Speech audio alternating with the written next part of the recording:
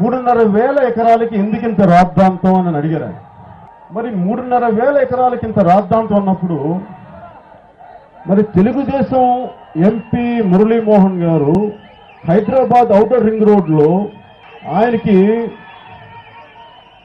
రాజశేఖర రెడ్డి గారి ప్రభుత్వం outer ring road చేస్తున్నప్పుడు భూమి కోల్పోయినప్పుడు మరి ఆయనకి ఎందుకు ఇంత ఆవేదన వచ్చింది? ఆయన ఎందుకు కోర్టుకు వెళ్ళారు? సుప్రీంకోర్టు దాకా ఎందుకు వెళ్ళారు?